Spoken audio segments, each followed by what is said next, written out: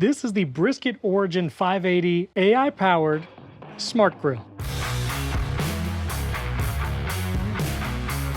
It's a pellet smoker with a ton of smart features, and because it connects to Wi-Fi, you can control it all from an app on your phone. Now, I'm sort of a newbie when it comes to grilling, so I enlisted the help of my friend Josiah, who's been smoking brisket and all kinds of meats for years, and he's gonna help me evaluate and cook with the brisket, so we'll get to that in a second. But in addition to all the smarts, it also has convenient features like a hidden drawer that makes it easy to empty the ashes and dispose of oil. You can plug in 2 probes directly to the front, set the temperature on your phone, and even schedule it to start and stop automatically. And yes, it's AI powered because there is an AI assistant that you can actually ask questions, how to cook certain things, how long, what temperature, and it will help guide you through the process, which I actually used for our Thanksgiving turkey. Yeah, I did a test before that, but yes, we did our Thanksgiving turkey on the brisket. Comes in a huge box when you order it, and you do have to put on the legs and the handles, but overall, aside from being really heavy, I was able to do it all myself and pretty quickly. Now, once it's all set up, you can actually connect it to a Wi-Fi network. It took a second to connect, but it's been on the Wi-Fi ever since, and I've had it for over 2 months and it's never disconnected,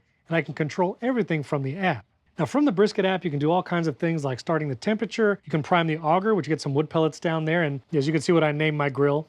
Maybe it should have been Balrog, but I thought that was funny. And yes, there are software updates for the grill. I actually had a firmware update when I first set it up, but I'm gonna go ahead and actually start the auger priming right from my phone.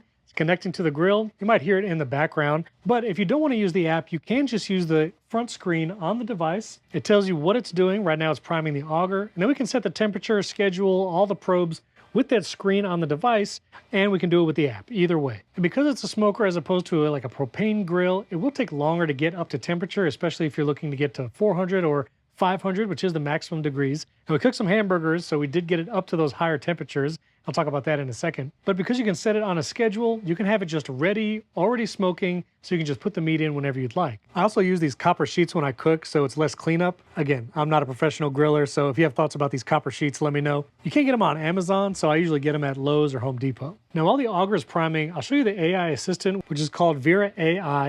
And it's basically a chat bot, but you can ask it specifically cooking questions. I have a 15-pound turkey I'd like to smoke for Thanksgiving. At what temperature and how long should I cook it? Once you ask the question, the Vera AI is going to give you all the instructions you need to actually smoke the turkey, cook the brisket, whatever you'd like. And you'll see it's giving me all the instructions here. So it says smoke Thanksgiving turkey, how to prepare the turkey, season it, and the cooking steps, which it says 225 degrees. It tells you the probe should be 165. It'll be about 7 hours to smoke that size turkey, and talks about letting it rest. And a really cool feature is you can actually send this to the grill. So it will run this program, getting up to that temperature, cooking for that long. And it's a pretty cool use case for the AI, not only telling you how to do it, but basically programming your grill automatically, so you don't have to mess with all the settings individually. Now the auger has primed, so I'm actually gonna ignite the grill. I can do it from the app just by sliding to ignite. It says don't ignite it unattended. I'll hit confirm, and it's gonna start running. I might get a little smoky. You'll probably hear it in the background, but it'll tell you the temperature right here on the app. Also the target temperature, which I have 180 degrees here. And if I wanted to change the temperature, I could just tap in the app, swipe it here, or instead, if I wanted to use the screen on the grill, I can just turn the dial, go up to a certain temperature. I'll do 220, press the button, and now the grill will get up to that temperature. Now you have 2 places for our probes, A and B. You can put that in your meat. You'll also get the probes here in the app so you can see what temperature it's cooking at, and you can follow along from the app wherever you are. Now I can also go into the settings here, and we have cooking graphs, so it will measure the temperature over time if you're opening and closing the grill, also making sure the pellets are keeping it at a steady temperature. There's probe calibration and a bunch of other stuff. I can definitely smell it cooking now. It smells pretty good. Now I will say the very first thing I cooked in here was a whole chicken. Tried to smoke it for about 5 or 6 hours on 250, and it actually came out a little sooty, like there was kind of a black soot on the chicken. Now I actually contacted the brisket company, and they said some of those lower temperatures you might find soot. Also maybe clean the inside, make sure the ashtray is empty, all of that. So we tried some higher temperatures and didn't see as much soot, but just want to let you know that is something I saw. But the Thanksgiving turkey we cooked afterwards, much less soot. It's definitely getting smoky around here. And my friend Josiah, he actually recommended opening the grill and letting kind of this white smoke filter out. And after a couple minutes, the smoke turns clear, and then he said, close it and smoke it. So that's from my professional grilling friend, which, by the way, he helped me cook some hamburgers on the brisket.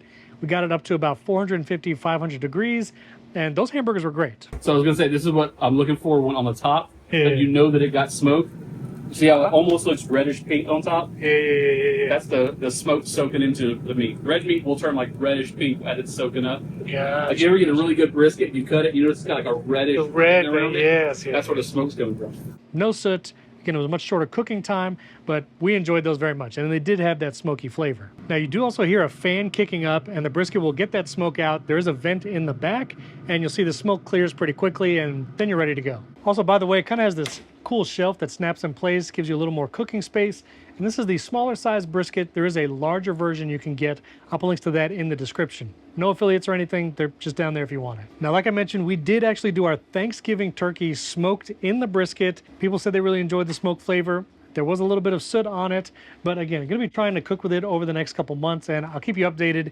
If any of you have a brisket or you have any recommendations for reducing soot, maybe something I should try, let me know. But overall, as someone who was not very experienced grilling, this has given me confidence to try some new things. Using the Vera AI really helps me get started with a temperature and cooking time. And so I feel a little more empowered to actually start grilling more myself and smoking. Gonna try a large brisket, not the name of the grill, but like the meat. And I plan to smoke some more chicken in here in the future. So thanks to Brisket for sending this out, giving me a chance to review it. And if you have any questions or again, recommendations on that soot, let me know down in the comments. And this is basically part of the smart home, which if you didn't know, I have a smart home with over 100 devices that work with Apple Home specifically. So if you want to see my whole smart home tour, you can check out this video right up here. And if you want to know how to automate your smart home with shortcuts or setting up automations like temperature, time, and motion, I have an entire video on my favorite automations for the smart home. I'll put that video right over here. Thanks for watching. Don't forget to subscribe and hit that like button before you go. I'll catch you next time.